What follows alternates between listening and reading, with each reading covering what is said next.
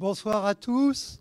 Je suis heureux de vous accueillir dans les locaux du lycée Le Rebourg, d'autant que la directrice a commis un livre assez récemment sur l'école et l'IA, une révolution annoncée.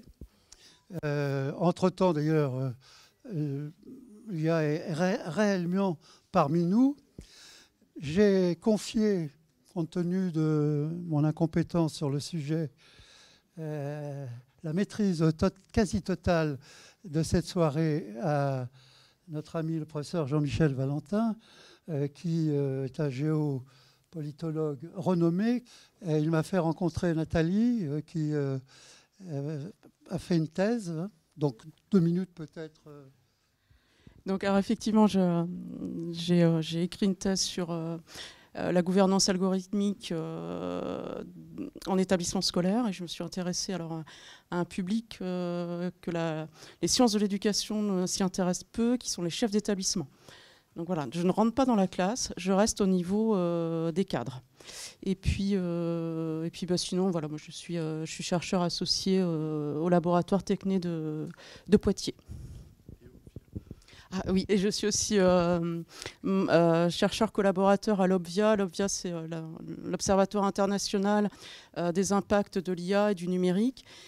C'est un observatoire interuniversitaire qui est au Québec, au Canada, mais on est 250 chercheurs. Alors je ne dirais pas répartis dans tout le monde, parce que bon, il y a une forte concentration nord-américaine, mais on est quelques Français. Voilà. Alors, comme on est dans les présentations, je laisse Thierry Tabois, mon voisin, se présenter. Bonjour à toutes et à tous.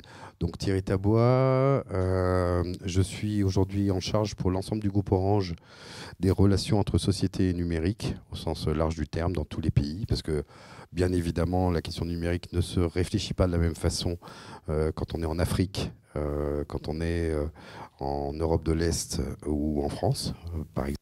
Les cultures ne sont pas les mêmes, les histoires ne sont pas les mêmes, etc. Et moi, donc, Jean-Michel Valentin, je suis là grâce à Eric.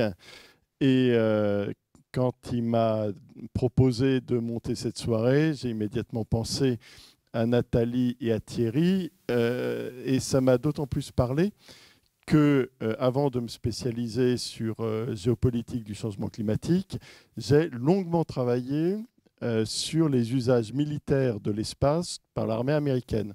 Et donc, en fait, le prolongement avec l'IA a quelque chose de naturellement artificiel. Donc, voici comment va se dérouler notre soirée. Chacun d'entre nous va faire une présentation des différents enjeux liés à l'intelligence artificielle. Nathalie Gley va donc développer sur IA, gouvernance des organisations et les enjeux qui y sont associés. Thierry Tabois va développer sur les enjeux économiques et politiques de l'intelligence artificielle. Et moi, je terminerai, pour mettre tout le monde de bonne humeur, sur les usages militaires de l'intelligence artificielle dans le contexte un peu agité qui est le nôtre aujourd'hui.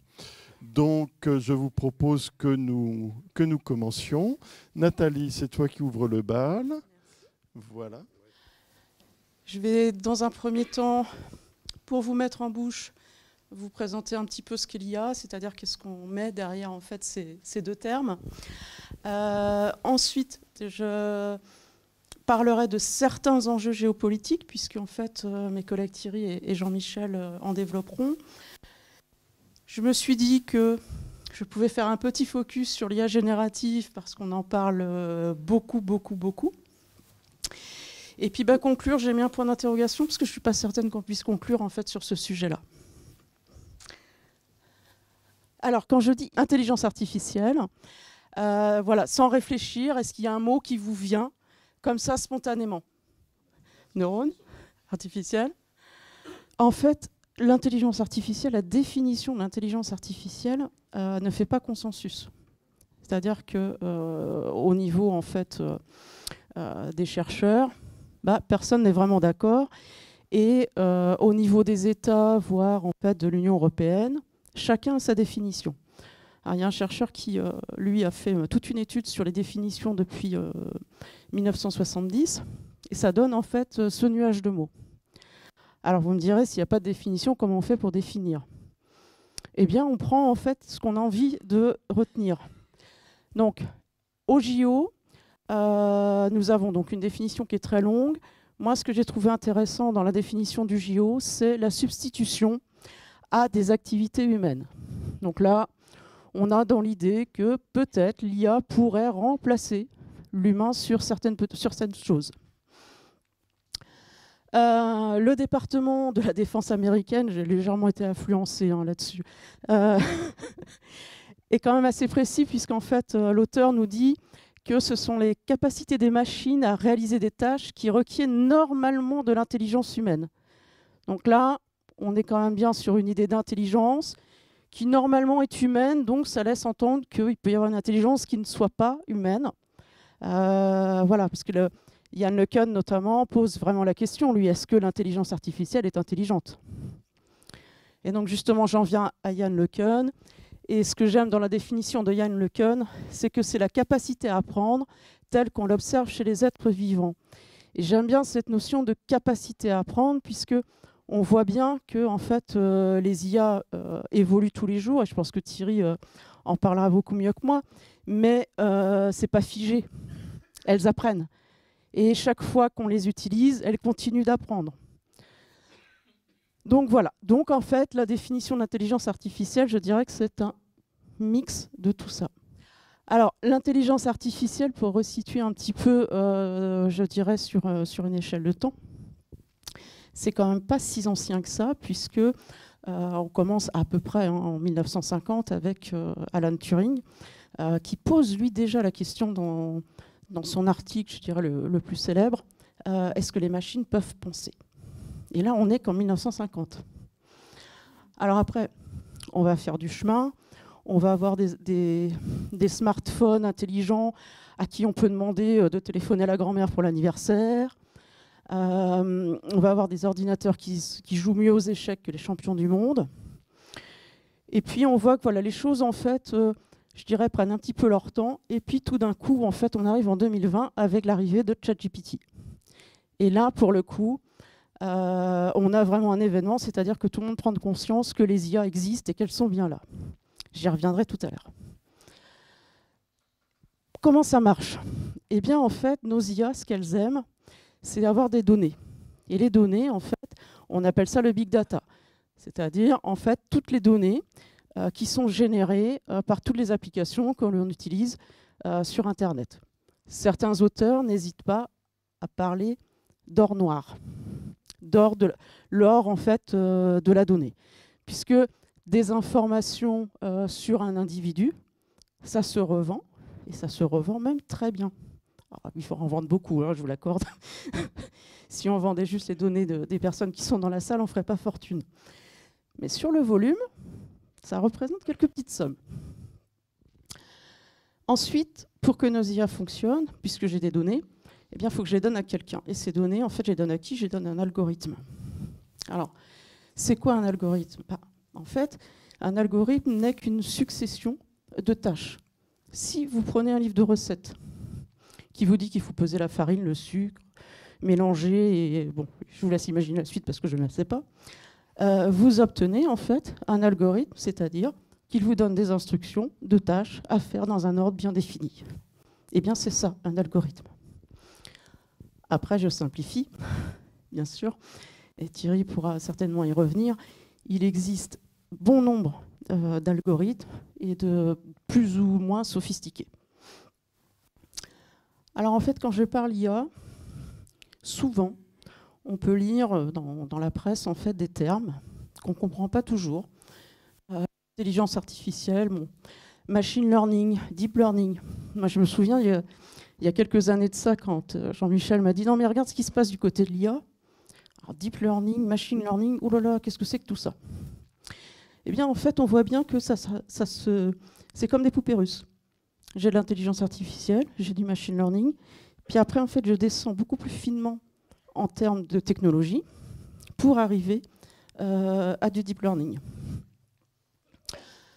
La différence entre les deux, alors j'ai bien sûr simplifié, hein, mais ce qu'il faut retenir, c'est qu'en machine learning, j'ai un humain qui va étiqueter les données.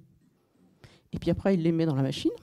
La machine fait des choses et il est en capacité de me dire si ce que je lui ai donné en entrée, c'était une voiture ou pas une voiture. Ça marche avec le chien, ça marche avec le chat. Quand vous êtes sur les pages Google et qu'ils vous demandent que vous n'êtes pas un robot, puis qu'ils vous dit de cliquer sur les passages pour piétons, les avions et compagnie, c'est le même principe. En deep learning, par contre, je lui donne les informations, mais là, je n'ai plus d'humain. Je rentre les informations dans la machine. La machine, en fait, travaille. C'est un peu ce qu'on appelle la boîte noire, c'est-à-dire que même certains ingénieurs, parfois, ne savent pas trop bien comment ça se passe à l'intérieur. Mais il va nous sortir un résultat. Mais il va aussi nous dire si c'est une voiture, comment elle est, si elle est blanche, petite, grande, puissante, pas puissante, ou si c'est pas du tout une voiture. Donc la différence en fait entre le machine learning et le deep learning, c'est que le deep learning, il travaille tout seul. On ne sait pas toujours comment. Par contre, ses résultats sont plus précis. Alors après, on a des usages très différents en fonction de ce que l'on cherche à faire. L'IA générative, comment ça marche? Alors l'IA générative, parce que moi j'entends beaucoup dire, bah oui, mais je donne tout ça à ChatGPT, puis il va me sortir les dissertes. Ça ne marche pas tout à fait comme ça. L'IA générative, en fait, elle va anticiper sur, statistiquement, quelle est la probabilité que le mot suivant soit. Donc, par exemple, dans cet exemple, la France est un grand. La probabilité que ce soit pays est à 0,4, alors qu'un grand leader, la probabilité est à 0,15.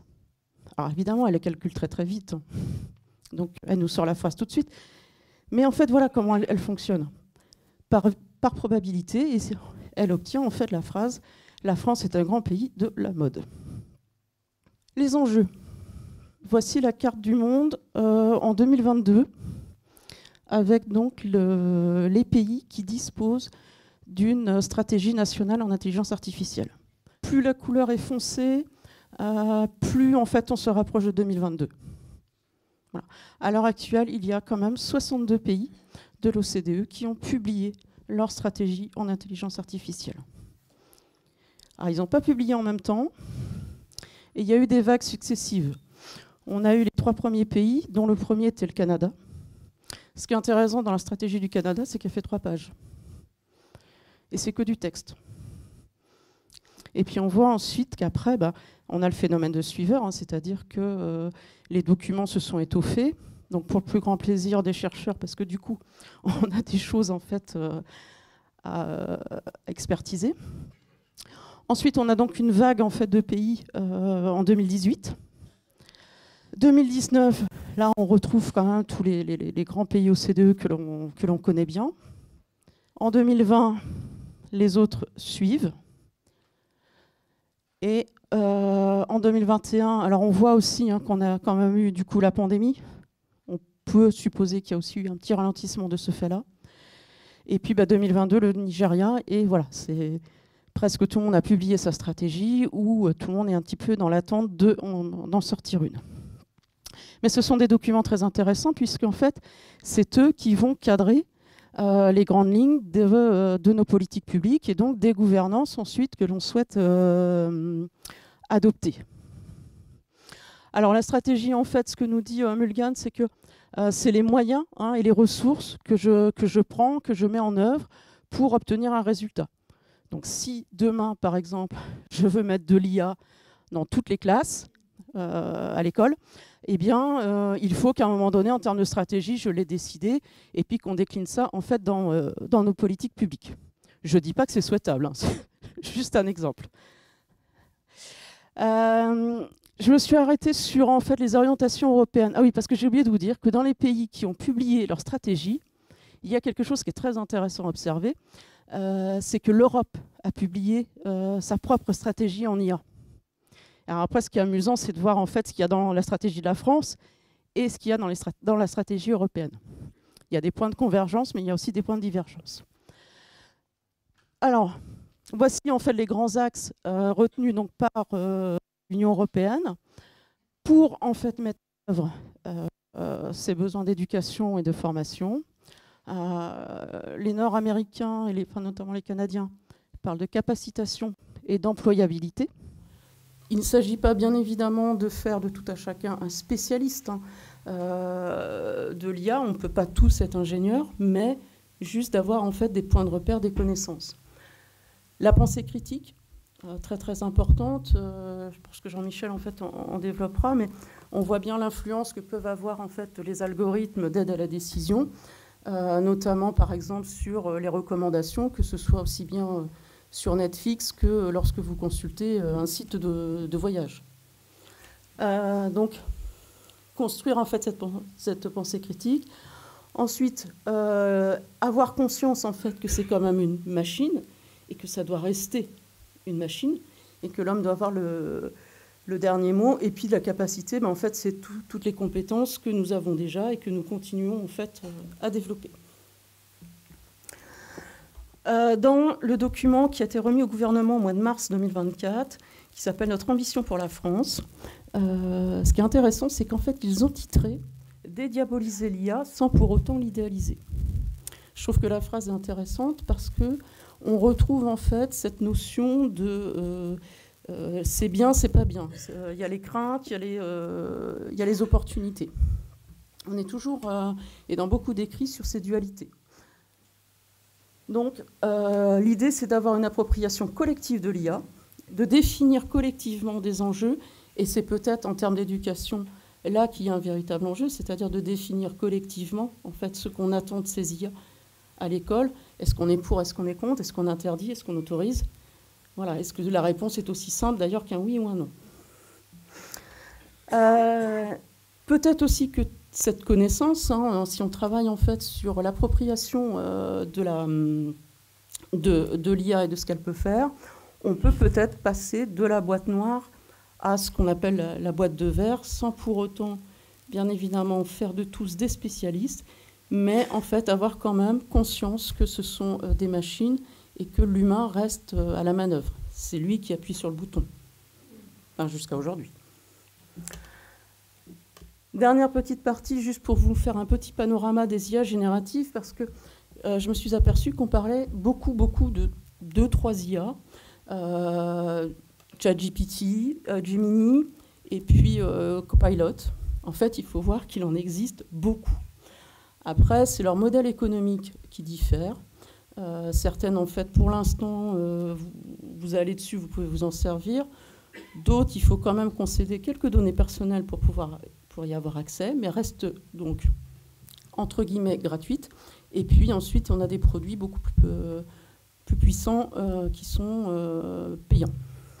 Voilà, mais là, c'était en fait juste pour vous donner une représentation de toutes les IA génératives que l'on peut trouver, sachant que c'est une capture d'écran, donc à chaque fois, vous n'avez que les 10 premières. Je ne sais pas si vous vous souvenez, au tout début, je vous ai présenté en fait une timeline, enfin une ligne de temps sur l'IA. On était parti de 1950 d'Alan Turing jusqu'en 2022. Et je vous ai dit, bon, voilà, ça a avancé, mais ça a avancé tranquillement. L'IA générative, mid-journée, on est en 2022. Et là, en fait, j'étais obligée de mettre les mois, voire parfois la date, parce que, en fait, il se passe quelque chose quasiment tous les mois. Et parfois, un produit qu'on utilisait en janvier, en mars, soit il a disparu, soit il est devenu payant. Donc, il y a là une difficulté, en fait, à se tenir à jour, vraiment. Alors, les IA génératives, pourquoi? Alors, il y a un sondage très intéressant de l'IFOP qui a été fait l'année dernière, donc quasiment un an, où on demandait donc à la population française âgée de plus de 18 ans dans quel cadre elle voulait utiliser les IA génératives. Et ce qui est intéressant, c'est de voir que les gens, donc en 2023, se positionnaient sur un usage plutôt personnel et beaucoup moins sur un usage en fait professionnel. À mon avis, si on refait le sondage là maintenant, les choses ont déjà bougé. Et puis juste une dernière vue en fait pour voilà en quoi en fait on peut se servir des IA. Alors Ce qui est amusant, c'est de voir proposition d'optimisation des agendas. Donc peut-être qu'on a interrogé que des gens qui avaient des problèmes d'agenda. Moi, j'aime beaucoup la retranscription des réunions avec génération de résumés. Parce que je ne sais pas si voilà, vous avez l'occasion de devoir établir des résumés, mais c'est vrai que si on avait un outil pour le faire, on gagnerait du temps. Donc voilà, en fait, quelques exemples donc en mai 2023. Dans le secteur public, puisque bon, je me suis quand même un tout petit peu intéressée au secteur public, l'Obvia a publié il y a 2 mois un rapport. Ils ont expertisé différents pays. Et en fait, on n'a pas forcément conscience que c'est déjà en fait, en ligne et que en fait, on peut s'en servir là. Il y a l'application la Bonne Boîte, donc, qui est une IA générative qui a été lancée par Pôle emploi et qui, alors, en fonction de votre CV, normalement, doit vous faire des recommandations, mais un peu comme sur LinkedIn où vous avez le profil qui correspond au poste proposé. Je n'ai pas dit que ça fonctionnait, mais c'est l'idée. Voilà. Et puis une application que les gestionnaires connaissent bien qui s'appelle Chorus, et qui a été déployé dans tous les ministères en fait, de la fonction publique en France. Ce que nous dit le rapport de l'Obvia, c'est quand même que c'est un défi sociétal majeur, ces IA génératives, et qu'il faudra donc une évaluation de l'acceptabilité sociale de cette technologie et de son utilisation au sein des organisations publiques. Néanmoins, quand vous remplissez votre déclaration d'impôt, vous ne le faites pas avec le percepteur. Et ce, depuis longtemps. Voilà. Et puis juste une dernière petite phrase pour la réflexion. C'est un livre en fait, que je vous recommande, qui est très rapide à lire, il doit faire 150 pages, et qui a été écrit, c'est intéressant, par un philosophe et un ingénieur, et qui pose la question de savoir si le problème, ce n'est pas la technologie, mais ce que l'on attend d'elle. Voilà. Merci beaucoup, Nathalie. Donc, en fait, le gouvernement nous dit que, bon, il ne faut pas trop dramatiser les choses, c'est quand même partout. Et donc, pour voir un peu les enjeux économiques et politiques de cette affaire, je cède la parole à Thierry Tabois. Merci. Je voudrais commencer par dire 2 choses qui me tiennent à cœur. La première, c'est qu'une technologie, quelle qu'elle soit, elle est ni bonne, ni mauvaise, mais surtout ni neutre. Elle est toujours liée à un contexte socio-économico-culturel, des logiques d'investissement qui ont permis l'émergence de ces technologies. Il faut toujours l'avoir en tête, parce que sinon, on tombe dans le manichéisme, alors qu'en fait, si on en est là aujourd'hui, c'est parce qu'il y a une logique qui s'est mise en place. Le deuxième point, c'est que pendant très longtemps, avec le numérique, on a expliqué qu'il fallait surtout apprendre à coder. Apprendre à coder. C'était, enfin, vous avez tous connu hein, les Simplon, les Webforce 3, enfin en France. Hein, moi, j'en ai monté au Sénégal, j'en ai monté un peu partout, des écoles du code. Moi, j'ai beaucoup travaillé avec Dominique Cardon, qui est sociologue. Et il est peut-être plus important d'apprendre à décoder. C'est ce qu'on appelle la culture numérique. Et aujourd'hui, elle manque vraiment cruellement dans notre propos. Donc, je voulais commencer par ça.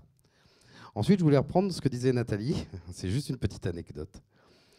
En fait, effectivement, en 2023, il y a eu des enquêtes d'opinion où les gens disaient sur l'IA générative qu'ils l'utilisaient plutôt à titre personnel, que ce n'était pas trop dans le monde professionnel.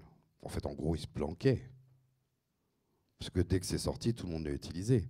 Vous imaginez bien, tout d'un coup, ce truc qui sort immédiatement un texte et qui vous évite de vous-même l'écrire. C'est extraordinaire. Sans comprendre d'ailleurs que c'est probabilistique, que ça va avoir aucune valeur ajoutée et que ça va servir à rien du tout dans votre univers professionnel. Mais pour autant, tout le monde l'utilisait. Et moi, ce qui m'a fait vraiment rigoler, c'est qu'il y a une semaine, ça a planté. Ça a planté un jour. Ça a planté sur Midjourney, qui fait de l'image. Ça a planté sur ChatGPT. Ça a planté sur Gemini. C'est-à-dire, en gros, les 3 plus grosses IA, mais vous auriez vu sur Twitter la crise de tous les professionnels qui tout d'un coup étaient paumés parce qu'ils ne savaient plus travailler. Ils avaient tellement fait de la délégation cognitive à l'IA qu'ils ne savaient plus bosser. Et alors là, j'en viens à mon propos pour reprendre un peu le fil et essayer d'être un petit peu, d'avoir quelque chose de logique. En fait, avant 2022, tout le monde fait de l'IA sans le savoir. Les chatbots, c'est de l'IA. Quand vous êtes sur un réseau social, tous les algorithmes de recommandation, d'engagement, etc. sont liés à l'IA. Je vais prendre un exemple. Je suis désolé, je le connais par cœur. Ce n'est pas forcément le site le plus extraordinaire du monde, mais je connais très très bien l'algorithme de Tinder. Typiquement, Tinder calcule tout. C'est-à-dire quand vous prenez une photo, vous connaissez Tinder.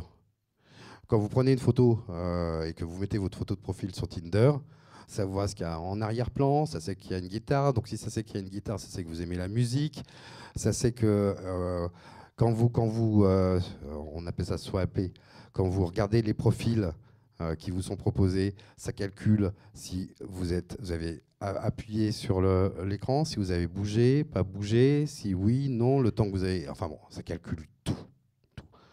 Et c'est fait avec des neuroscientifiques. C'est-à-dire que derrière, l'idée de Tinder, c'est que ça matche, mais pas longtemps. Il faut que ça matche 2-3 mois. Pourquoi? Parce que le modèle économique, c'est que les garçons payent sur Tinder. Donc il faut que ça marche pas. Parce qu'il faut revenir sur Tinder en se dire ça aurait pu marcher. Enfin bon, en gros, tout ça, c'est de l'IA. Donc c'est vrai que c'est né dans les années 50 et que pendant quand même pas mal de temps, c'est un peu tombé dans les limbes. Hein. Plus vraiment personne ne s'intéressait à l'IA. C'était compliqué. Il fallait superviser, comme le disait très bien Nathalie. C'était pas ça. Puis c'est remonté progressivement, mais de manière assez cachée. Et c'est rentré dans tous les algorithmes des réseaux sociaux, etc. Donc tout le monde en faisait sans le savoir. Et donc il y avait une forme de confiance en l'IA parce que personne ne savait ce que c'était. Et puis tout d'un coup, en 2022, il y a ChatGPT. Et alors là, pour rentrer une question, parce que les gens n'ont pas compris que ce n'était pas un moteur de recherche, ChatGPT. Donc, vous rentrez une question, vous demandez un poème, ça sort. Impressionnant. Ouais. Bon. Mais, encore une fois, comme le disait très bien Nathalie, c'est du probabilistique, c'est du moyenné. Donc, ça n'a aucun intérêt.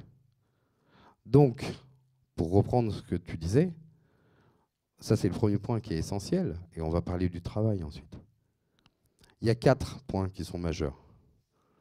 Face à une technologie qui va aussi vite, comme ça a été dit, qui avance aussi vite avec des changements sans arrêt, il y a 4 points.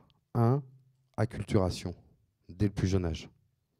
Avoir connaissance des enjeux associés, savoir où placer cette IA de manière à ne pas être dépassé. En fait, quand il y a eu la révolution industrielle avec la machine à vapeur, on a délégué notre force physique à la machine. Là aussi, de manière assez moyennée. Hein. Mais pour autant, ça a permis la massification de la consommation, la massification de la production. Là, avec l'intelligence artificielle, et avec le numérique en général, mais encore plus avec l'intelligence artificielle, on passe à une logique de délégation cognitive. Hein. Donc c'est nous qui donnons à la machine le soin de penser pour nous. Donc si on n'a pas les clés d'acculturation et de cognition, bah, là, la question de l'esprit critique, elle va poser un problème. Deuxième point, c'est la formation. Moi, j'insiste énormément sur la formation. Vous savez, j'ai fait plus de 60 heures d'apprentissage de prompt engineering pour savoir comment faire pour corseter l'intelligence artificielle, quelle qu'elle soit. Hein. Je l'ai fait sur Midjourney, je l'ai fait sur Chat, etc. De manière à pouvoir sortir quelque chose qui ait de la valeur, pour vraiment sortir du moyenné. Et ça, il y a des moyens de le faire. Mais comme ça va très très vite, c'est pas suffisant. Donc il faut faire du learning by doing. C'est-à-dire, il faut en faire. Et puis il faut des réseaux d'entraide associés. Donc c'est les 4 piliers qui sont très importants. Et donc là, j'en viens à la question du travail. C'est qu'aujourd'hui, l'IA est partout. Elle est rentrée partout. Donc, à partir du moment où elle est rentrée partout, et que même dans les PME, les chatbots, etc., ils utilisent de plus en plus de l'intelligence artificielle. Il y a un vrai effort à mener pour permettre ces 4 dimensions. Je vais vous donner un exemple. Je vais prendre une boîte X, d'accord ? Je ne donne pas de nom. Qui tout d'un coup dit, j'ai plein de métiers et j'ouvre l'intelligence artificielle générative pour que tout le monde puisse utiliser. C'est une catastrophe. Catastrophe. Catastrophe. En fait, il faut y aller métier par métier par métier. Si je prends l'exemple d'Orange, ce n'est pas du tout la même chose d'utiliser l'IA pour la gestion des réseaux, pour l'intervention technique, pour le marketing, pour la com ou pour d'autres métiers. À chaque fois, il y a vraiment un travail à faire de manière à ce que, j'oserais dire, on puisse continuer à dompter la bête. Ça, c'est un point important. Donc, ça, c'est le premier point sur le travail. Je pense que l'intelligence artificielle, et d'ailleurs les études le montrent, elles permettent, à partir du moment où elles sont bien travaillées, où elles sont bien comprises, où l'apprentissage est continu, elles permettent d'augmenter notre capacité créative. Prendre l'exemple de Schema. Schema, l'intelligence artificielle permet de, de créer ce qu'on appelle des frameworks Python. Ouais, je suis désolé des aspects techniques, mais quand vous développez, c'est les éléments de base, entre guillemets. Donc avant, les étudiants, ils passaient une année à apprendre à faire ces éléments de base, basiques. Voilà. Schema a réfléchi et s'est dit, en fait, à partir du moment où nos étudiants savent en faire 5, 6, 7, le deuxième cours, il va être sur l'IA. Parce que s'ils peuvent générer plus facilement ces briques de base, derrière, ils vont pouvoir faire des choses beaucoup plus intéressantes en termes de développement logiciel. Donc c'est typiquement un usage qui est un usage probant et intéressant de l'intelligence artificielle. Ça, c'est le premier point. Donc ça veut dire que on peut vraiment améliorer à la fois une question de productivité. Alors après, on pourrait poser la question de savoir pourquoi faire cette productivité. Mais on peut vraiment gagner en productivité. Deuxième point, et ça, Oxford et Stanford l'ont montré, c'est que quand on prend des gens qui n'ont pas le même niveau d'études et qui apprennent vraiment à utiliser ces nouveaux outils, en fait, il y a un rétrécissement de l'écart de rendu. Donc, quelque part, c'est un paradoxe, mais les résultats sont meilleurs et il y a une réduction. Ce qui pose un problème au col blanc. Ça pose un problème au col blanc. Parce que vous avez fait 6 ans d'études, il y a quelqu'un qui n'a pas fait d'études et qui a des résultats qui sont presque pas loin des vôtres, ça peut quand même commencer à poser des questions. Bon, ça, c'est pour les côtés positifs. Côté plus compliqué à gérer. Le premier, c'est que les intelligences artificielles qu'on utilise au jour le jour, il n'y a plus la liste, elles ne sont pas françaises, elles ne sont pas européennes. Et donc, il y a des biais. Il y a des biais. Et il y a des biais culturels. Donc, le fait d'utiliser dans votre entreprise, que ce soit les outils de Microsoft, que ce soit les outils de Google, que ce soit les outils, etc., quelque part, vous faites rentrer, comme les bases sont entraînées beaucoup sur des données américaines, donc sur le mode de pensée américain, vous entraînez forcément quelque chose qui fait que dans votre entreprise, vous allez commencer à réfléchir un petit peu sur le modèle américain. Donc ça c'est un point, en tout cas un point vraiment de vigilance. Et je ne parle pas des biais autres, on les connaît tous, les biais de genre, les hallucinations, etc., etc. Mais ce biais-là, il est important parce que en termes de souveraineté, et comme Jean-Michel voulait que je parle un peu de politique, ce biais-là, il est vraiment important à regarder. Et je passerai à la politique après. Ensuite, bien sûr, et heureusement qu'on travaille beaucoup là-dessus, ces IA, elles servent aussi de surveillance, de tracking des gens, etc. Regardez tout ce qui s'est passé avec les plateformes comme Uber, comme Deliveroo, etc. Heureusement, il y a eu un moment, l'ensemble des syndicats qui ont réfléchi, qui ont poussé au niveau de l'Union européenne, de manière à ce qu'il y ait une inversion de la preuve qui soit faite sur la question de est-ce que je suis salarié ou pas d'Uber, pour prendre cet exemple-là. Et donc, il y a quand même des questions de précarité qui se posent avec tous ces outils, tous ces algorithmes et tout cet IA sur lequel on doit travailler. Et pour l'instant, comment on travaille là-dessus? On travaille là-dessus avec des régulations, des réglementations. Alors là, l'Europe en a sorti pas mal ces derniers temps, hein, DSA, DMA, EA Act, etc. C'est très bien. Mais on est dans une logique un petit peu, on va dire, de gestionnaire. C'est comme si, finalement, le monde n'avait pas changé et qu'on essayait d'affiner et de fine-tuner le monde qui vient. Sauf qu'en fait, tous les paradigmes ont explosé. Entre la question environnementale et la révolution numérique, et je pense que toi, Jean-Michel, tu en parleras un petit peu, hein, on n'est plus du tout dans le même monde. Donc la simple logique gestionnaire qui se borne à mettre une régulation qui souvent est en retard d'ailleurs par rapport à la vitesse de ces outils, et ben, forcément, on reste un petit peu, comment dire, en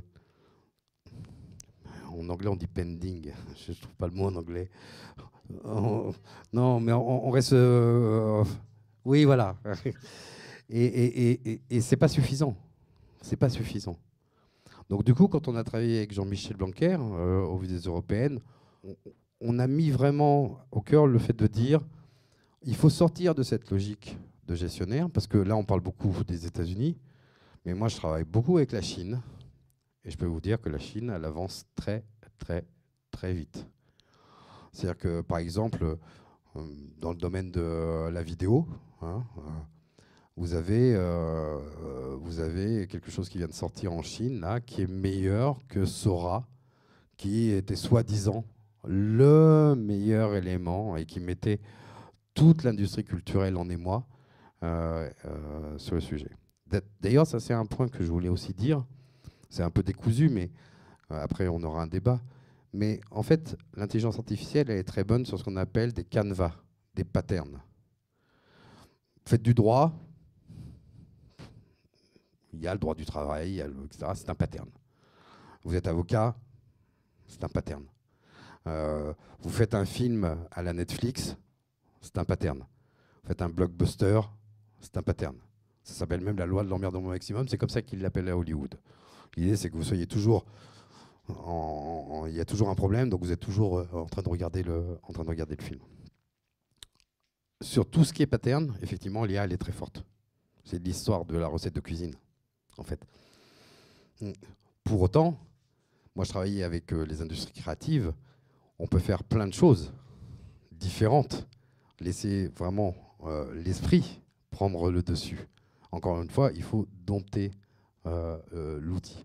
Et donc, quand je travaille avec des industries culturelles, c'est ce que je leur dis. Je leur dis, plutôt que d'être dans le déni et de refuser de voir le tsunami vous arriver sur la figure, autant commencer à travailler. On a bossé avec Thierry Murat, par exemple, qui est un auteur de bande dessinée, qui a utilisé Midjourney pour faire ses planches et qui, derrière, a gardé complètement toute la partie scénario et qui a avancé là-dessus. Donc voilà. Donc on est face à un monde du travail qui est quand même totalement perturbé, totalement en train de changer, dont les paradigmes sont en train de changer. La question du salariat va bouger. La question de qu'est-ce que c'est mon revenu si je suis avocat et que je fais plus que 3 heures au lieu de 2 jours pour répondre à un client, mais quelle valeur? Parce que je peux avoir une valeur beaucoup plus haute et être plus chère. C'est pas la fin des avocats. Hein. C'est juste, il y a une modification de paradigme qui est très forte. Mais pour ce faire, il faut le prendre en compte et il faut le réfléchir. Alors, je vais prendre un exemple. C'est pas forcément la ville-État que je préfère au monde, on va dire, en termes de démocratie et de république. C'est Singapour. Singapour, ils ont vraiment, là pour le coup, tout compris. C'est-à-dire qu'ils ont dit, voilà, ça arrive. C'était le ministre qui intervenait et qui disait, ça arrive. Et il y a 8 mois, je disais à mes équipes, Dans 2 ans, vous verrez, on aura de l'intelligence artificielle qui fera de la vidéo. Sauf que c'était il y a 8 mois. Et donc, quand il a vu la vitesse à laquelle ça allait, ils ont mis des milliards sur la table pour faire en sorte que des gens de 40 ans et plus puissent retourner à l'école, faire de l'intergénérationnel sur leur métier, même des métiers de main, tout en étant rémunérés, de manière à s'approprier et repartir avec ces nouveaux outils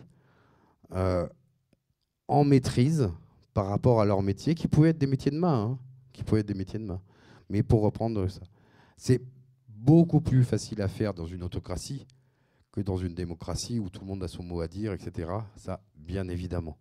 Mais pour autant, là, il y a une logique systémique qui est mise en place sur le sujet. Enfin, pour revenir au point, parce que je vois que le temps file, pour revenir au point, et je suis vraiment prêt à en discuter avec vous, ces logiques gestionnaires qui sont finalement, on continue de manière linéaire en mettant de la réglementation en retard sur de la réglementation, etc. Ça fonctionne pas. Enfin, ça fonctionne pas. Ça fonctionne pas bien en termes de souveraineté. Je veux dire, il suffit de voir toutes les boîtes. Aujourd'hui, vous avez que des acteurs américains. Vous avez un Elon Musk qui est idéologue et qui dit tiens Twitter. Vous avez, enfin bon, vous savez tous ça. Donc il y a un vrai besoin de retrouver ce que moi j'appelle la politique au sens noble du terme. C'est-à-dire avoir une vision. C'est-à-dire que plutôt que de se laisser aller à un destin collectif, passer à une logique de dessin collectif. Et ça, l'Europe, elle a quelque chose à jouer sur le sujet. Parce que la vieille Europe, elle a des valeurs, elle a une histoire. Elle sait que le mal vient d'elle. C'est quand même elle qui a enfanté le nazisme. Donc les Américains, ça, ils ne savent pas. Enfin, ils ont pas cette idée-là, que le mal vient d'eux. Nous, on le sait. Et donc, ça veut dire qu'il y a vraiment des choses, là, tout de suite, maintenant, qui sont à faire. Donc, nous, on a proposé, et puis j'en finirai par là, si ça te va, on a proposé plusieurs choses. La première, c'est pas possible de laisser faire des acteurs extra-européens qui aient des algorithmes de recommandation qui peuvent influencer, manipuler, etc., la pensée des gens dans des logiques de ce qu'on appelle les bulles de filtre, etc., etc. Donc on a proposé de mettre en place une loi Sapin 3. C'est-à-dire, il y a une loi Sapin 2 sur la corruption en France. On a dit, au niveau européen, une loi Sapin 3 avec un label, et on regarde chaque année. Et si jamais il n'y a pas le respect des normes, qui sont les normes et les valeurs européennes, alors il y a des amendes, voire des amendes très très élevées par rapport au chiffre d'affaires. La deuxième chose, c'est que ce sujet est tellement important que les principes directeurs des régulations ne peuvent pas être laissés aux seuls industriels concernés. Vous ne le savez peut-être pas, mais quand une réglementation se met en place, les premières, ce qu'on appelle assessment list, qui sont faites pour travailler sur cette réglementation, elles sont demandées aux industriels concernés. Ben ça, c'est pas possible. Donc nous, on est pour une logique, on va dire, alors je vais utiliser le terme, mais une logique pluridisciplinaire pour gérer ces premiers assessments, une forme de GIEC du numérique qui serait là pour réfléchir de manière pluridisciplinaire et multipartie prenante. Puis troisième point, c'est plus possible de cibler des investissements qui vont vers des acteurs qui sont extra-communautaires. À un moment, il faut quand même faire un choix, quoi. Il faut quand même faire un choix de dire je lance des projets de recherche, je lance des projets de développement, et ces projets de développement, ils servent l'Europe. Parce que, comme vous l'expliquez, Jean-Michel, si on est rentré dans une guerre économique aujourd'hui, demain, ce n'est pas forcément qu'une guerre économique qui nous attend. Voilà, je vous remercie.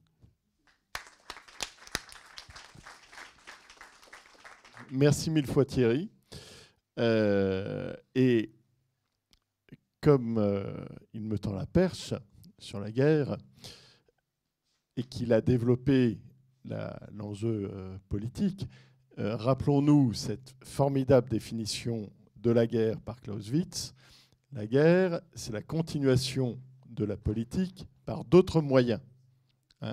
Mais la guerre, c'est de la politique. Et comme c'était évoqué par Nathalie et par Thierry, l'intelligence artificielle, elle va très très vite. Elle est partout. Et elle est dans tous les usages. Et notamment, elle est dans les usages militaires.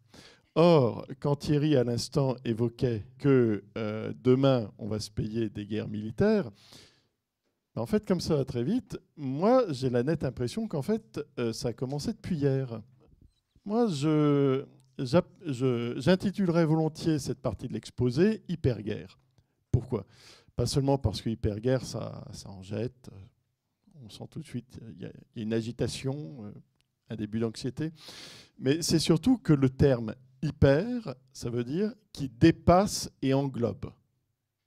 D'accord ? Le terme est utilisé à toutes les sauces. Si c'est pas super, c'est hyper. Très bien. Super, c'est supérieur. Hyper, c'est ce qui dépasse et englobe. Or, les usages militaires de l'intelligence artificielle, ils sont là, ils sont bien là, et ils sont là depuis déjà quelques années, en fait, en même temps que le reste de l'intelligence artificielle. C'est tout simple. Pourquoi ? Parce que les armées, ce sont des centres de développement technologique qui s'approprient l'évolution technologique en flux tendu. Or, il y a actuellement un certain nombre de zones dans le monde qui sont des théâtres d'opération militaires et qui, je l'ai réalisé, sont aussi de gigantesques laboratoires de la militarisation de l'intelligence artificielle, des usages militaires de la guerre. Enfin, on peut tourner l'affaire comme on veut. Prenons donc cette photo de l'Ukraine avec ce vol de drone, donc drone Switchblade fourni par une entreprise américaine civile spécialisée dans les technologies militaires, achetée par l'armée américaine, fournie à l'armée ukrainienne. Or, ce qui est le plus intéressant dans cette photo, c'est ce qu'on ne voit pas. D'accord ? C'est ce qui est hors du cadre. C'est-à-dire ce que l'on appelle les data links, c'est-à-dire les flux de données qui sont transmis en temps réel par ces drones qui sont utilisés pour l'observation, la reconnaissance et le combat. D'accord ? Mais en même temps, vous voyez, ils sont équipés de capteurs divers et variés. Ces capteurs produisent des flux de données. Ces flux de données sont transmis à des constellations de satellites. Ces constellations de satellites transmettent les flux à des intelligences artificielles qui les classent et qui les interprètent en flux tendu, de façon à renvoyer aux opérateurs des drones des propositions. Ça va être des solutions de tir, ça va être « ah non, en fait, c'est pas un soldat russe, c'est un renard », etc. Il faut absolument avoir en tête, comme l'évoquaient Nathalie et Thierry, il faut absolument avoir à l'esprit la rapidité avec les choses à laquelle les choses évoluent. D'accord ? Parce que là aussi, ce qu'on ne voit pas, c'est ce que vont faire ces drones. D'accord ? Donc, ces drones, ils peuvent aller, par exemple, au-dessus d'une tranchée, puisque, je le rappelle, hein, la guerre en Ukraine, c'est une guerre du XXe siècle. Hein, c'est une guerre de tranchées, c'est une guerre urbaine, c'est une guerre rurale avec de l'artillerie, extrêmement violente, avec des taux de perte extrêmement importants. Sinon que, très vite, il y a eu une injection. Alors, une injection de quoi ? De nouvelles technologies, de nouveaux acteurs. Ce n'est pas du tout évident d'y répondre. Parce qu'une fois de plus, ce qui est extrêmement important, c'est de se rappeler que ces engins sont connectés. Et ils sont connectés à toute une chaîne de traitement. Ils sont connectés à toute une chaîne de traitement de l'information, ce qui fait que quand, par exemple, certains vont être équipés de mini-bombes ou de grenades et qui vont arriver au-dessus d'une tranchée, il faut qu'en quelques centièmes de seconde, l'opérateur puisse savoir si c'est au-dessus d'une tranchée ukrainienne, d'une tranchée russe, est-ce qu'il y a des soldats, est-ce que ça vaut le coup de lâcher la grenade ou non, etc. Tout ça nécessite donc les capacités de machine learning qui étaient évoquées par Nathalie. Et puis ensuite, les solutions qui sont proposées, elles sont interprétées et décidées, encore pour l'instant, par des êtres humains. D'accord ? Mais, là aussi, qu'est-ce qui est en train d'analyser les données produites par les drones ? C'est là que ça devient tout à fait étonnant. Parce que vous avez les drones donc, qui envoient leurs données qui sont récupérées par des matériels américains et OTAN.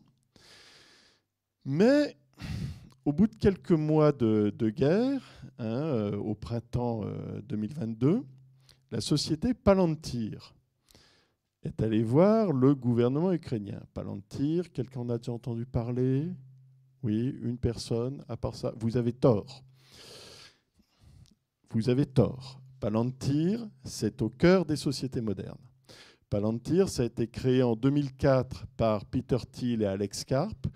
Peter Thiel, c'est juste l'actionnaire majoritaire de PayPal, de Facebook et je crois de Google. D'accord ? Et Palantir, ça a été établi au départ comme le Google des espions. C'est-à-dire, c'est un moteur de recherche. Vous lui demandez où est tel chef terroriste, il va interroger toutes les bases de données auxquelles il a accès et il va faire des probabilités en disant bon ben voilà, il devrait être à peu près là. Il y a une légende, alors est-ce une légende, est-ce que ça ne l'est pas, bon, qui voudrait que Palantir ait joué un rôle plutôt important dans l'identification du lieu où se cachait Oussama Ben Laden. Personne n'a dit non, c'est pas vrai ou non, c'est vrai. Ce qui est intéressant. Palantir travaille avec... Alors, Palantir, je le répète, est une société privée qui loue ses services à la CIA, au Pentagone, au FBI, à la DGSE, au Mossad, etc. etc. Et je le répète, qui loue ses services.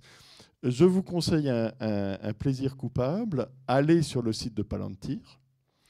Et là, puisque c'est de la très très belle technologie, vous aurez un petit film superbe qui vous explique que si vous voulez pouvoir anticiper les effets des incendies sur vos récoltes ou des inondations sur l'aménagement urbain, ou si vous souhaitez pouvoir suivre et anticiper les mouvements d'une flotte de sous-marins en mer de Chine du Sud, eh bien, vous pouvez donc utiliser Palantir. Or, Palantir, au bout d'un moment, est retourné voir le gouvernement ukrainien et leur a dit, écoutez, vous avez vraiment des problèmes, nous on trouve, vraiment, vous avez des problèmes qui sont importants. Donc, est-ce que vous ne voulez pas, comme il y a quand même beaucoup de disruptions dans le service public ukrainien, est-ce que vous ne voulez pas qu'on devienne la plateforme du service public ukrainien ? Alors bon, ils sont devenus la plateforme du service public ukrainien. Et en parallèle, le gouvernement ukrainien a été contacté par Amazon. Alors Amazon, ce n'est pas du militaire. Mais Amazon est allé voir le gouvernement ukrainien et leur a dit, vous savez, vous avez des problèmes. Le gouvernement ukrainien a été d'accord, ils ont des problèmes. Et est-ce que vous ne voulez pas qu'on sécurise vos données administratives et économiques dans notre cloud ? Ah oui, volontiers. Donc maintenant, les données administratives et économiques du gouvernement ukrainien et de l'économie ukrainienne sont sécurisées sur le cloud d'Amazon avec des sécurités sur des disques durs géants qui sont mis à jour tous les mois. Mais tout ça, ça ne marche que s'il y a un accès Internet. Or, l'accès Internet de l'Ukraine, il est assuré par la constellation de satellites Starlink d'Elon Musk, qui a aussi distribué plusieurs milliers d'antennes relais qui permettent notamment aux drones de pouvoir se connecter sur des connexions Internet, de faire analyser leur flux de données par Palantir et par le Pentagone et de proposer des solutions de tir. Alors j'insiste sur la dimension laboratoire. D'accord ? Tous ces acteurs que j'évoquais le disent eux-mêmes, ce n'est pas nous qui allons changer le cours de la guerre en Ukraine. C'est de la guerre de masse, c'est très conventionnel, et ce n'est pas les data links qui vont empêcher l'amélioration des tirs russes, d'autant que les Russes ne sont pas manchots, ils font pareil. Ils ont développé énormément d'outils d'intelligence artificielle, et la Kalachnikov Company a mis au point les premiers drones de combat terrestres, ce qui fait qu'en Ukraine, il commence à y avoir les premiers affrontements entre des drones aériens et des drones terrestres. D'accord ? On a changé de monde. C'est pas on va changer de monde, c'est pas on est en train de changer de monde. On a changé de monde. C'est fait. D'accord ? Donc, on a ce gros laboratoire à ciel ouvert en Ukraine. On en a un autre actuellement, donc c'est la mer Rouge. C'est toute la zone qui va d'Israël au Yémen. Alors j'ai trouvé cette photo particulièrement superbe. Ce que vous voyez là, ce sont des missiles antimissiles envoyés par les batteries de la défense antiaérienne israélienne, qui fait partir des missiles pour intercepter les missiles lancés depuis le Yémen par la milice Ansarullah des Houthis. D'accord ? Sinon que ces batteries de missiles antiaériennes, elles sont équipées, les radars en particulier, sont équipés d'intelligence artificielle qui permettent d'analyser les flux de données générés par l'observation satellite et qui permettent de dire aux missiles antimissiles: tu vas plus loin, un peu plus à droite, un peu plus à gauche, tu descends au milieu, tu remontes de 2 mètres, tu prends le périph' à 18 heures et tu les as. D'accord ? Mais ce qu'il faut bien saisir, c'est que tous ces dispositifs d'intelligence artificielle militaire ou d'usage militaire de l'IA étaient en développement il y a encore peu de temps et sont actuellement employés, mais il faut bien avoir à l'esprit, comme l'évoquaient Nathalie et Thierry, qu'on parle de technologies ultra évolutives avec des logiciels auto-apprenants. Donc, ce que l'on voit là aussi, c'est de l'apprentissage en direct. D'accord ? Ce sont des machines qui apprennent à faire la guerre en proposant des solutions de tir à leurs opérateurs humains. Or, ces développements donc, qui ont lieu maintenant, ça implique évidemment beaucoup de formation, beaucoup d'entraînement et aussi une intégration des usages de ces technologies dans les fonctionnements militaires. Alors là, ce que l'on voit, par exemple, c'est une photo d'un exercice de l'US Army, l'armée de terre, l'infanterie. Cet exercice, il a eu lieu en mars dernier, mars 2024, début mars 2024, avec une unité de l'US Army chargée de s'emparer d'un village en utilisant notamment des chiens robots et des tanks semi-autonomes, avec l'envoi des outils technologiques en avant, et puis suivi par les troupes. Or, le budget du Pentagone est passé entre 2023 et 2024, est passé de 720 milliards de dollars, d'accord, à 850 milliards de dollars. 130 milliards de dollars supplémentaires dégagés en un an pour intégrer officiellement l'intégration technologique, l'innovation technologique aux unités armées. En fait, tout est centré autour de l'intelligence artificielle. Mais en plus, quand on regarde ça, on se dit, ah oui, quand même, les militaires commencent à s'équiper de robots, c'est vachement impressionnant. Et c'est vachement impressionnant.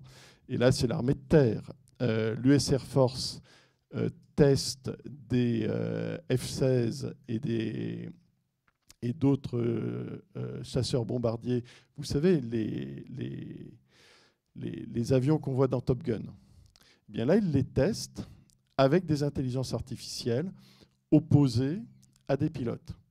Alors, en 2022, il y a eu des simulations de combat aérien entre des IA pilotes et des pilotes humains, des simulations.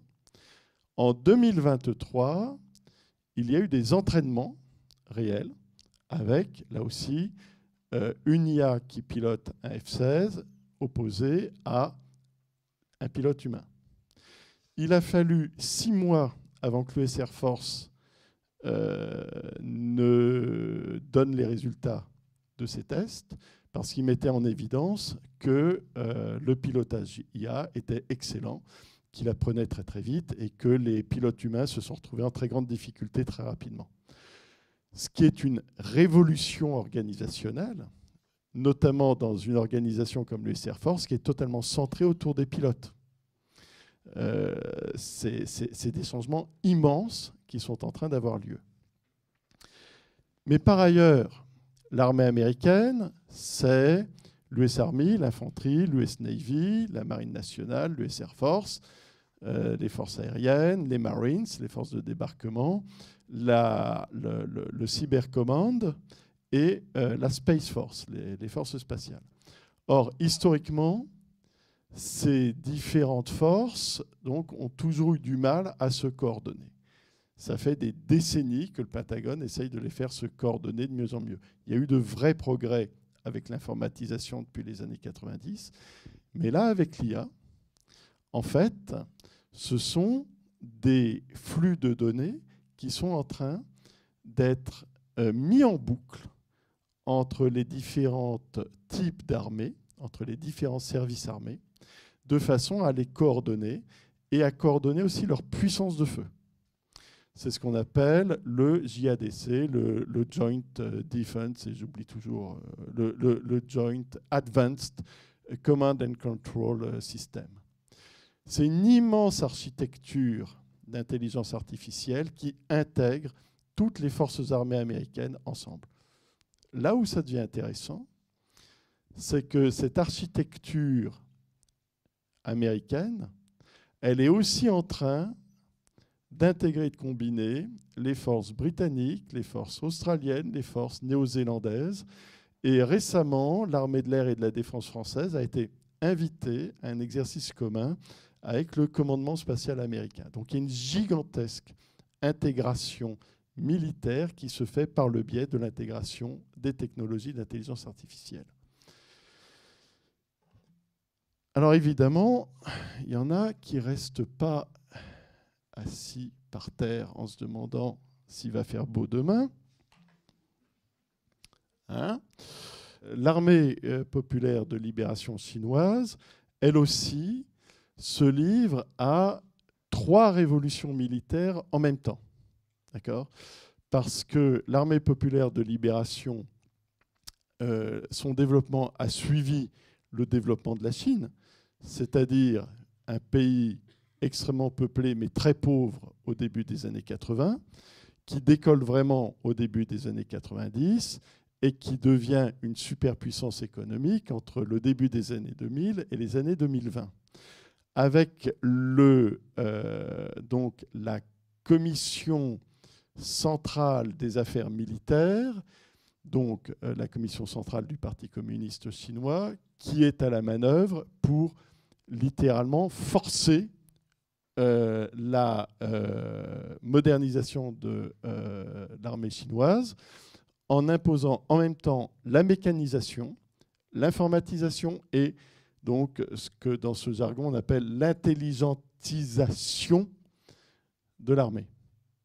D'accord ? Donc eux aussi, ils intègrent l'IA à l'infanterie, à la Marine nationale, au cybercommande, etc.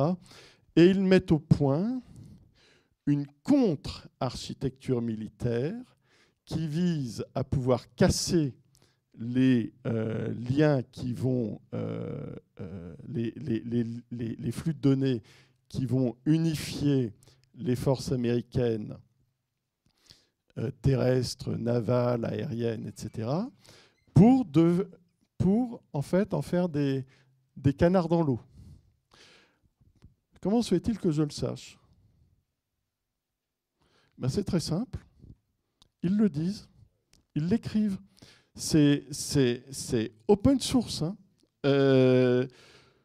Toute l'information est officielle et libre d'accès. Hein. Moi, je n'ai pas accès au secret ni quoi que ce soit. Tout ce que j'ai dit sur les Américains, c'est la même chose. Hein. Il suffit de lire Defense One, Defense Week, Army Magazine, The US Navy Gazette, etc. Tout ça est dans la presse, le grand public, c'est le débat public, c'est totalement ouvert. Et donc, l'armée populaire de libération, donc, elle se s'intelligentialise de façon à préparer ce qu'on appelle la guerre cinétique, c'est-à-dire la guerre à coups de projectiles. Et puis aussi, eh bien, il est beaucoup question de Taïwan, comme vous le savez dans le débat international. Mais Taïwan produit des semi-conducteurs, les semi-conducteurs qui sont vitaux pour le développement de l'intelligence artificielle. Hein. Taïwan produit les semi-conducteurs qui sont conçus notamment par les grandes entreprises américaines. Taïwan est à 400 km des côtes chinoises et le président Xi insiste beaucoup sur le fait que d'ici à 2049, il faudra avoir établi pleinement l'unité du territoire chinois, c'est-à-dire en y intégrant Taïwan. Et là où les choses deviennent assez fascinantes et entrent en abîme, comme tout ce qui touche l'intelligence artificielle, c'est que l'armée américaine ainsi qu'un certain nombre de grands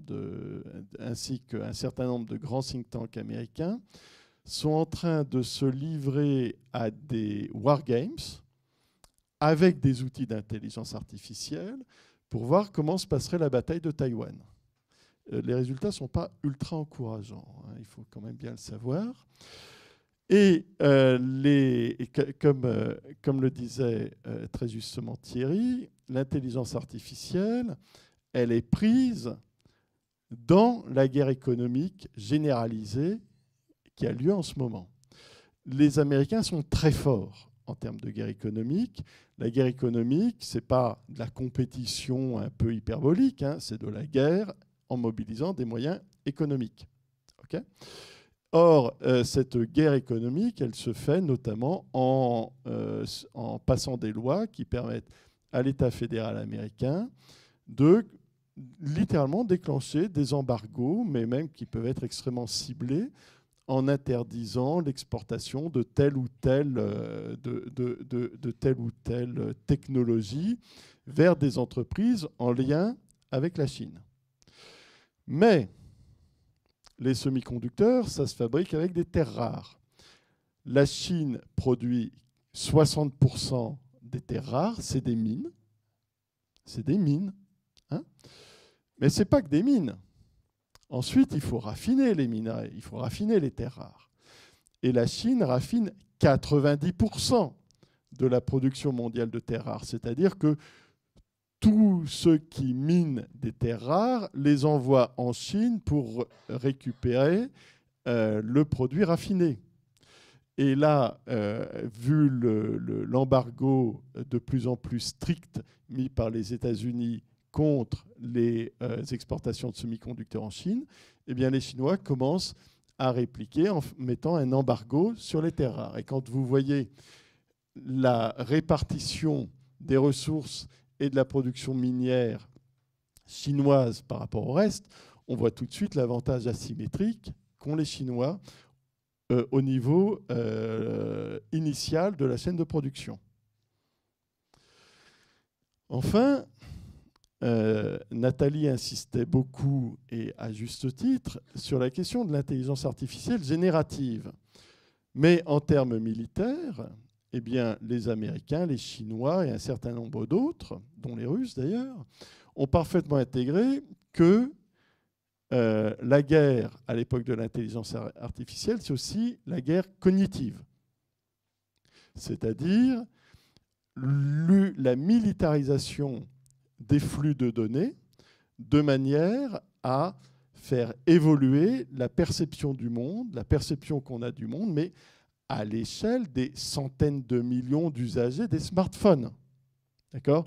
Imaginons que tous ces jeunes gens qu'on voit là, qui brandissent leur iPhone, au hasard, hein, soient en train d'enregistrer un événement festif ou politique, X ou Y, qui est balancé sur TikTok. TikTok, c'est absolument fascinant. C'est fascinant. TikTok, donc, c'est le premier réseau social au monde. C'est un réseau social chinois produit par la société ByteDance.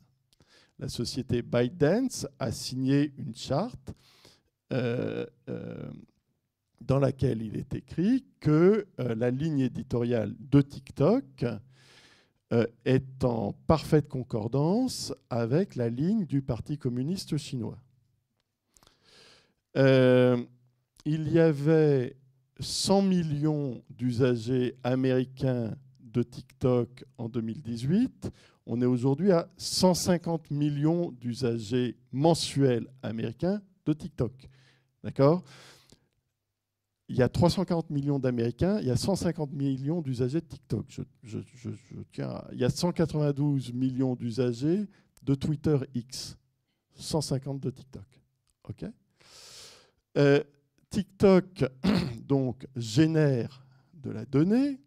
Cette donnée, elle est traitée par intelligence artificielle. Les intelligences artificielles permettent la modération. Alors, on connaît le nombre de modérateurs pour TikTok sur le territoire pour juste la Chine, c'est-à-dire plus de 20 000 personnes. Pour le monde entier, on ne connaît pas. Mais alors, ça doit commencer à être conséquent.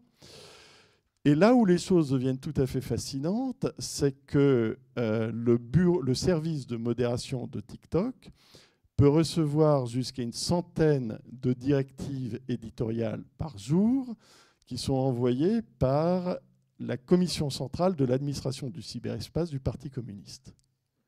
Ce qui est extraordinaire. Ce qui veut dire que quand il y a certaines vidéos qui deviennent extrêmement populaires aux États-Unis ou en Europe ou ailleurs, c'est un choix éditorial. Et ce choix éditorial est un choix politique. Il ne serait pas très compliqué de se dire que TikTok est une arme cognitive. Mais à l'échelle d'1 milliard de personnes, c'est-à-dire à l'échelle d'un être humain sur 8. D'accord ?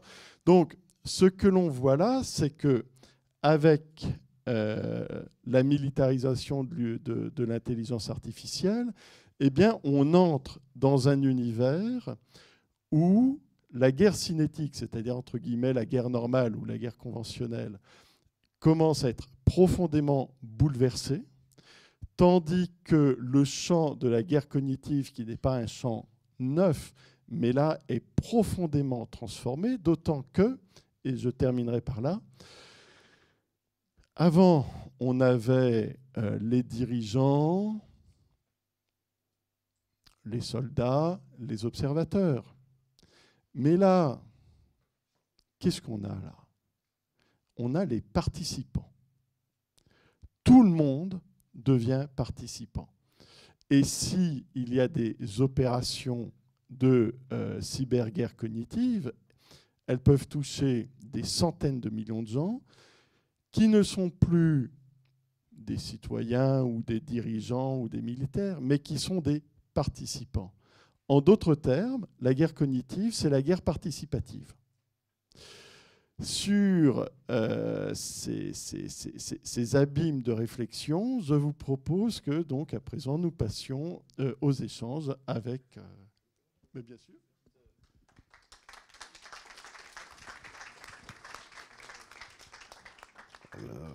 Merci Jean-Michel, parce que c'est toujours brillant. Je voulais faire juste 2 petites remarques. Cette année, plus de 4 milliards de personnes vont être appelées à aller voter. 4 milliards. En Slovaquie, la dernière élection, 2 jours avant, donc là, ce n'était pas les Chinois, là, pour le coup.